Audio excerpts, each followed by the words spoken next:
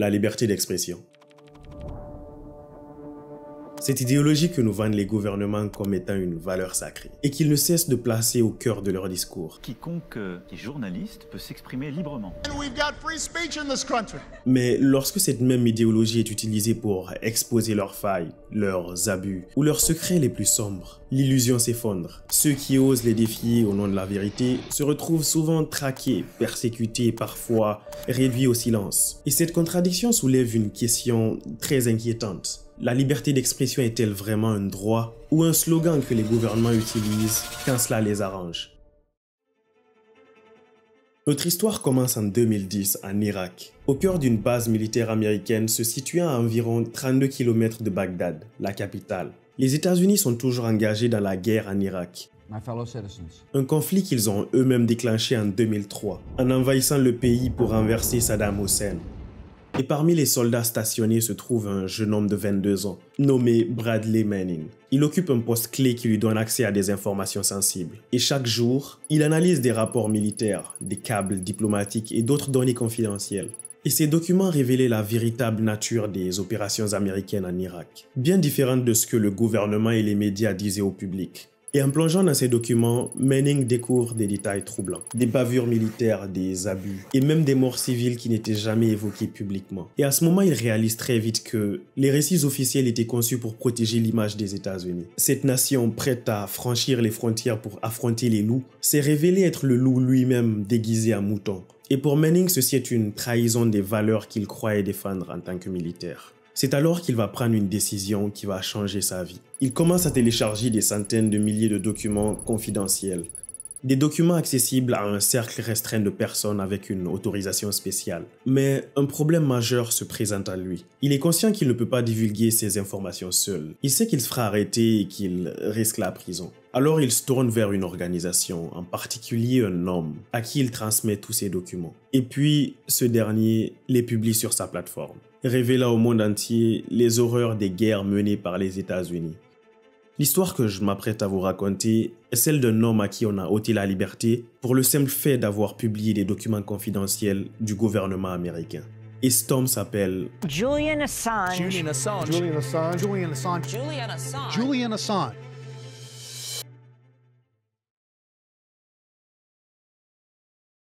Ok, laissez-moi commencer par vous dire qui est Julian Assange. Il est né en 1971 dans une petite ville qui s'appelle Townsville, située dans le nord-est de l'Australie, connue plutôt pour son port industriel et ses magnifiques plages. Il vivra une enfance particulièrement agitée. Son père John Shipton et sa mère Christine divorcent alors qu'il avait à peine 1 an. Sa mère se remariera ensuite avec un certain Brett Assange, dont le petit Julian portera d'ailleurs le nom, mais avec qui elle divorcera 7 ans après. Alors à seulement 8 ans, le petit Julian fait déjà face aux défis de la vie. D'ailleurs, comme dirait l'autre, c'est déjà un adulte dans un corps d'enfant. Sa mère et lui déménageaient fréquemment. Et il est rapporté qu'il a fréquenté plus de 10 écoles et qu'avant l'âge de 14 ans, qu'il aurait déménagé 37 fois, ce qui est énorme. Mais il y a un déménagement en particulier qui marquera un tournant dans sa vie. Durant son adolescence, sa mère loue une maison en face d'un magasin d'électronique. C'est là que, pour la première fois, elle lui achète un ordinateur portable, un Commodore 64. Vous vous souvenez de ce gros clavier des années 70 qu'on voulait tous avoir à la maison, qui était en fait un ordinateur et que tu devais brancher sur la télé pour voir ce que tu faisais? Bon, laissez tomber, vous êtes trop jeune peut-être. Mais cet ordinateur deviendra son seul véritable ami. Alors jusque-là, rien de très exceptionnel, n'est-ce pas? Sauf que, en si peu de temps, le petit Julian va démontrer un talent hors du commun pour l'informatique. Il écrit ses premières lignes de programmation dans la boutique d'électronique d'à côté. Et à seulement 16 ans, il est déjà hacker sous le pseudonyme Mendax. Un mot du latin classique signifiant menteur. On pourrait se demander pourquoi ce choix de pseudonyme, mais gardez-le bien en tête car vous comprendrez un peu plus tard dans la vidéo que ce choix n'a pas été fait par hasard. Il va donc commencer à infiltrer les systèmes informatiques les plus sécurisés au monde, comme ceux de la NASA par exemple, ou le Pentagone et plusieurs autres compagnies australiennes. Sauf que ces activités vont commencer à lui causer des ennuis, car en 1991, la police débarque chez lui, l'arrête et confisque son ordinateur. Okay. I know these look like computers. Totally not. Il est alors accusé de 31 chefs d'accusation liés à la cybercriminalité et plaide coupable pour la plupart d'entre eux. Mais une fois devant le tribunal, le juge considère que ses actions étaient dues à une curiosité juvénile et lui demande de payer une petite amende comme punition. Alors Julian est libre, ne sachant pas trop quoi faire, il consacre les 10 prochaines années de sa vie à voyager. Il s'inscrit à l'université de Melbourne pour étudier la physique, mais abandonne avant d'obtenir son diplôme. Puis il travaille comme consultant en sécurité informatique jusqu'à ce qu'en 1999, il crée la plateforme Leaks.org. Une plateforme qui ne sera utilisée que 7 ans plus tard, loin de se douter qu'il s'agit de l'organisation qui fera de lui l'un des hommes les plus redoutés par presque toutes les grandes puissances mondiales. En 2006, Leaks.org devient Wikileaks, une plateforme où des sources anonymes, généralement des hackers, peuvent partager des informations sensibles et confidentielles sans risquer d'être exposées. Des informations que Wikileaks relaie ensuite à des médias internationaux pour les rendre publiques. Ce qui est important de savoir, c'est que Wikileaks n'était pas responsable des piratages, parce qu'il est protégé ainsi de toute poursuite judiciaire. Alors pour Assange, c'était le job parfait. C'est bon, jusque-là, j'ai perdu personne? Les premières révélations de Wikileaks arrivent en 2007, lorsqu'il publie des détails sur le centre de détention militaire américain de Guantanamo à Cuba. Il publie également d'autres informations sur des cas de corruption dans le monde arabe, des scandales pétroliers au Pérou ou des accusations d'activités criminelles d'une banque suisse dans un paradis fiscal. Mais jusque-là, rien de particulièrement spectaculaire pour susciter des réactions majeures des gouvernements. Puis, en avril 2010, Wikileaks fait une publication qui va secouer le monde entier. Top story this morning, the White House blasting the release of over 90,000 U.S. military records. It was the largest leak of classified U.S. files in history. The documents count at least 15,000 civilian deaths that were never reported before. Il publie une série de centaines de milliers de documents sur l'invasion américaine. On parle de près de 400 000 documents censés être secrets, révélant que l'armée américaine aurait tué des civils. Il s'agit de la plus grande fuite de documents confidentiels de l'histoire des États-Unis. Et parmi les documents se trouvait une vidéo choquante, datant de juillet 2007, filmée depuis un hélicoptère Apache américain sur Bagdad. Mais je ne pourrais pas vous montrer la vidéo en totalité, pas seulement à cause de la politique de YouTube sur ce type de contenu, mais surtout à cause de la sensibilité de la vidéo. Je vous mettrai quand même un lien dans la description pour ceux qui souhaiteraient la voir, mais je tiens quand même à vous prévenir que les images sont extrêmement choquantes. Au début de la vidéo, on remarque que l'hélicoptère tourne au-dessus de la ville. Il se concentre ensuite sur un groupe d'hommes marchant dans la rue.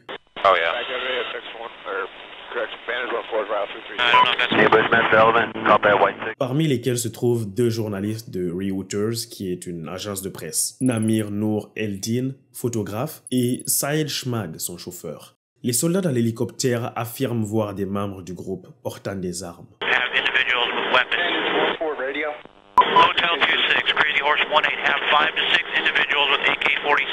Et demandent la permission de tirer. Et puis, tout à coup,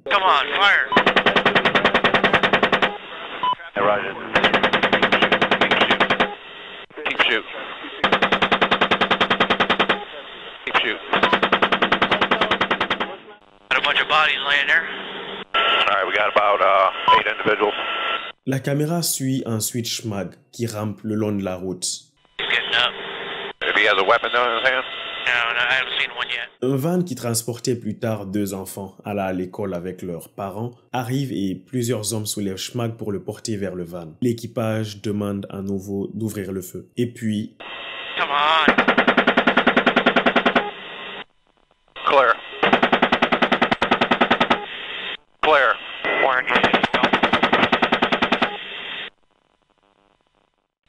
It's their fault for bringing their kids to a battle. That's right.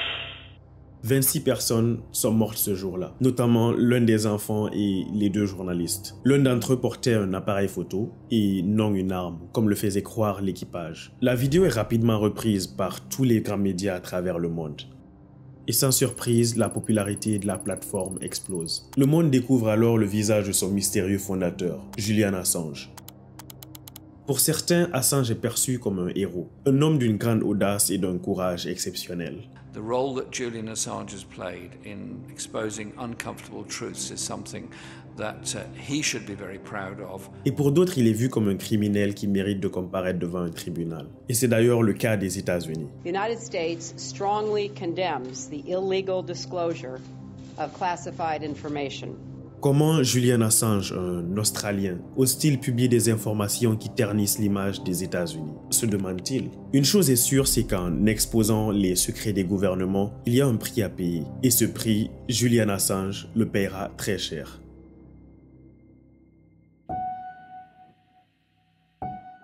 3 mois après les publications, Julian Assange sera en Suède pour chercher du soutien pour sa plateforme. La Suède à l'époque était perçue comme un lieu favorable pour la liberté de presse. Mais cette fois, son séjour prendra une tournure inattendue. La police suédoise émet un mandat d'arrêt à son encontre, l'accusant de VIOL et d'agression SEXUL par 2 femmes. Assange nie les faits et maintient que les 2 rencontres étaient consensuelles. N'est-il pas étrange qu'à peine 3 mois après avoir orchestré la plus grande fuite de documents confidentiels de l'histoire des États-Unis, qu'il soit soudainement accusé d'agression sexuelle? S'interroge-t-il de quoi le rendre parano? En tout cas, pour Assange, il est évident que les États-Unis sont derrière tout cela. Et il est convaincu qu'ils cherchent à l'éliminer d'une manière ou d'une autre. Une façon de le punir pour les informations sensibles qu'il a révélées. Il est donc hors de question pour lui d'aller en prison car il risque d'être mis au gouvernement américain. Avançons plus vite dans le temps. Nous sommes en mai 2012. Assange se trouve à présent au Royaume-Uni. Alors qu'il doit finalement être extradé en Suède, Assange est porté disparu. Personne ne sait où il se trouve. Et les autorités anglaises sont certaines qu'il n'a pas quitté le pays. Alors où était-il réellement, se demande-t-on? Enfin, personne ne le saura jusqu'à ce qu'il soit trop tard. Quelques jours après, Julian Assange se déguise en livreur à moto, met des lentilles de contact et place même des pierres dans ses chaussures pour marcher différemment. Il est convaincu qu'il est poursuivi par des forces gouvernementales. Déterminé à le capturer, il l'envoie aux États-Unis. Il arrive donc à l'ambassade de l'Équateur, en plein centre-ville de Londres. Une fois à l'intérieur de l'ambassade, il ne serait plus sur le sol britannique. En fait, une ambassade est comme un morceau de territoire étranger situé dans un pays hôte. Ce bâtiment, par exemple, représente une parcelle de l'Équateur en plein cœur du Royaume-Uni. Les autorités britanniques ne peuvent y pénétrer sans l'autorisation de l'Équateur. Conscient de cela, Assange sait qu'il y sera en sécurité, alors il demande l'asile politique. El gobierno del Ecuador, fiel a su tradición de proteger a quienes buscan amparo en su territorio o en los locales de sus misiones diplomáticas, ha decidido conceder asilo diplomático.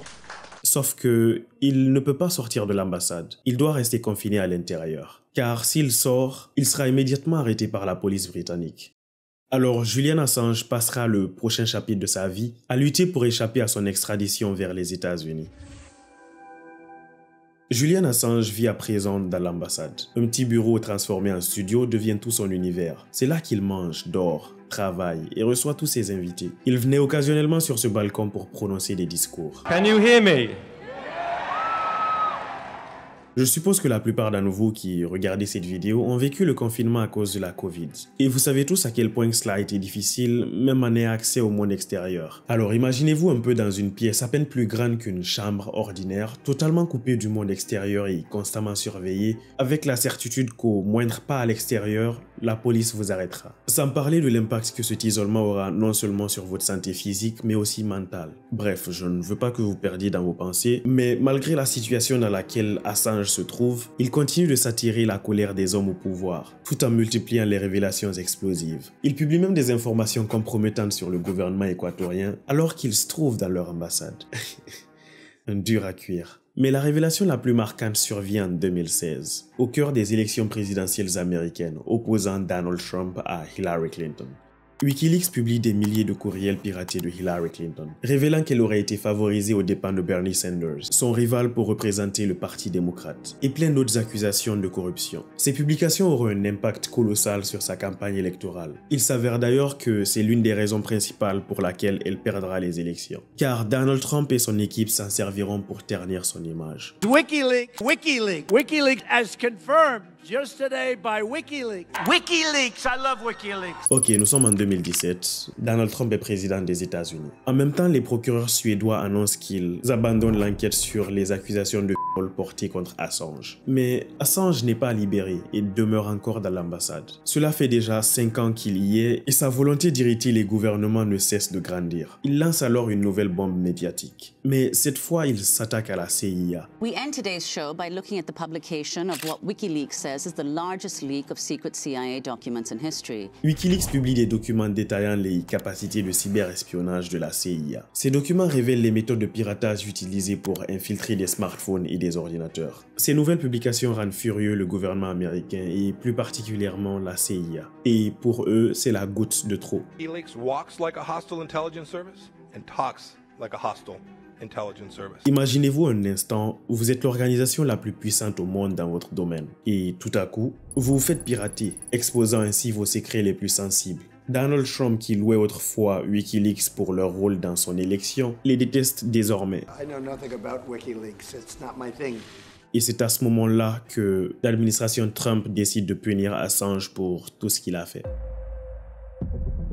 Nous sommes en 2019 et il y a un nouveau président en Équateur. Et oui, Julian Assange est toujours dans l'ambassade. Et sa santé mentale se détériore. L'isolement prolongé commence à peser lourd sur lui. Il devient de plus en plus irritable et difficile à vivre. Il se met même à faire du skateboard dans les couloirs de l'ambassade, ce qui commence d'ailleurs à affecter ses relations avec le personnel. Le nouveau président de l'Équateur, qui avait lui-même été la cible de certaines fuites embarrassantes publiées par Wikileaks, et d'ailleurs sous pression des États-Unis, décide de mettre fin à son séjour dans l'ambassade. Sobre el comportamiento del señor Assange, la paciencia del Ecuador ha llegado a su límite. Et puis le 7 avril 2019, 7 ans après être entré dans l'ambassade, Julian Assange est expulsé de force et immédiatement arrêté par la police britannique.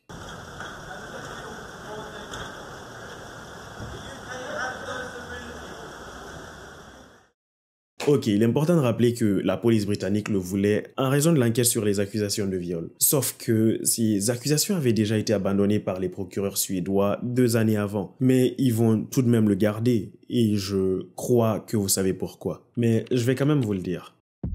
Les États-Unis avaient formulé une demande d'extradition pour répondre à des accusations liées à ses activités avec Wikileaks. Alors, pendant que les États-Unis peaufinent leur dossier contre Assange, il restera dans la prison de Belmarsh, une prison de haute sécurité, souvent qualifiée de Guantanamo britannique, en raison de ses conditions de détention extrêmement dures et aussi de la nature des détenus qu'elle abrite. Cependant, Assange ne va pas bien. Il a été examiné par des médecins ainsi que le rapporteur spécial des Nations Unies sur la torture. Ils ont conclu que Julian Assange présente des signes de stress extrême, d'anxiété chronique et de traumatisme psychologique intense à cause de son isolement à l'ambassade puis en prison, et qu'il avait été négligé sur le plan médical, en quelque sorte qu'il refusait de lui donner des médicaments. Mais qu'a-t-il fait de si grave pour mériter une telle punition?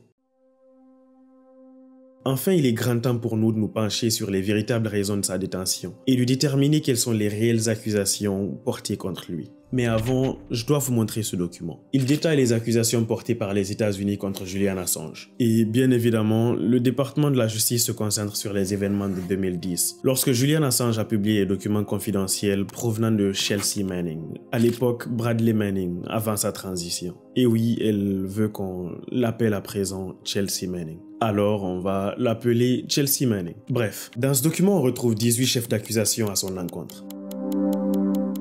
Et si ces accusations sont confirmées, il pourrait être condamné à une peine maximale de 175 ans. Et oui, vous l'avez bien entendu, 175 ans. Bref, nous n'irons pas à travers tous les chefs d'accusation, mais il faut retenir qu'ils sont regroupés en 3 grandes catégories: le piratage, l'assistance et la publication. Commençons par le piratage, probablement la moins grave parmi celles qui lui sont reprochées. Cette accusation repose sur l'allégation qu'Assange aurait collaboré avec Chelsea Manning et l'aurait aidé à contourner des mots de passe pour accéder à des documents classifiés du département de la défense des États-Unis. Assange de son côté nie toute implication directe dans ce piratage, sauf que l'acte d'accusation confirme qu'il a tenté de le faire, ce qui constitue une infraction grave selon la loi américaine sur la fraude et les abus informatiques. Elle prévoit une peine maximale de 5 ans.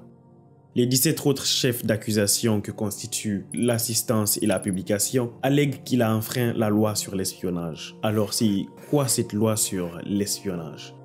C'est une loi adoptée en 1917 pendant la Première Guerre mondiale par les États-Unis qui avait pour objectif de punir les employés du gouvernement ou les membres de l'armée qui détenaient des secrets officiels et les transférer à un autre pays dans le but de les nuire. En gros, c'est une loi qui punissait les traites de l'Amérique. Chelsea Manning, par exemple, qui était membre de l'armée, a été condamnée à 35 ans de prison en vertu de cette loi. Cependant, elle n'a purgé que 7 années de cette peine après que Barack Obama lui a accordé la grâce. Mais en réalité, cette loi ne devrait pas être appliquée à Assange, car il n'est ni employé du gouvernement américain, encore moins membre de l'armée américaine. C'est un journaliste australien qui a utilisé sa plateforme pour publier des informations. Bref, je vais quand même vous lire les accusations. Elles allèguent qu'Assange a aidé Chelsea Manning à obtenir et à divulguer des documents classifiés, et qu'Assange a rendu ces documents accessibles au monde entier en les publiant sur Internet. En résumé, le principal crime reproché à Julian Assange est la publication, et que Julian Assange a publié des informations sur sa plateforme et que le monde entier a vu ces informations. Ça ne fait aucun sens. Et laissez-moi vous dire pourquoi. Les accusations portées contre Julian Assange ne diffèrent en aucun cas des pratiques quotidiennes de nombreux médias à travers le monde. Les journalistes d'investigation, les rédactions et même les grands journaux que vous-même vous connaissez diffusent régulièrement des informations sensibles obtenues par des fuites ou des lanceurs d'alerte comme on les appelle. Regardez par exemple cet article que j'ai trouvé sur le site internet de France 24, datant du 5 décembre 2024 sur ce qui se passe en Syrie. En lisant l'article, vous pouvez remarquer que la source de l'information est mentionnée et préfère d'ailleurs ne pas donner son nom de famille pour des mesures de sécurité. Ce fonctionnement est monnaie courante dans la plupart des grands médias. C'est ainsi qu'ils recueillent leurs informations, qu'ils utilisent ensuite pour informer le public à travers leur plateforme. C'est exactement la même chose que Julian Assange a fait. Mais est-ce que ces médias sont-ils accusés d'espionnage ou de piratage? La réponse est non. En réalité, cette affaire n'a jamais porté sur la culpabilité ou l'innocence de Julian Assange, mais plutôt sur le fait de lui faire payer le prix d'avoir révélé leurs secrets les plus sombres. Ceux qu'ils veulent à tout prix garder cachés. Ces secrets que nous, citoyens ordinaires, loin des coulisses du pouvoir, n'avons pas le droit de connaître. Ces accusations contre lui n'étaient pas seulement de le punir pour ce qu'il a fait, mais aussi un avertissement à quiconque qui aurait l'audace de faire pareil. Si révéler des abus de pouvoir, des crimes de guerre, des manipulations politiques est considéré comme un crime, quel avenir attend le journalisme d'investigation?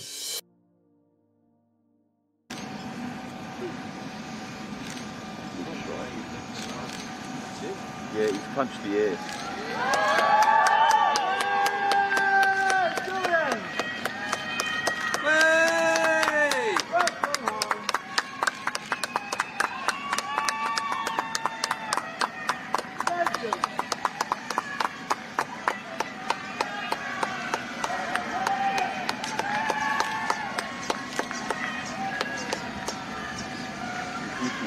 Lawyer.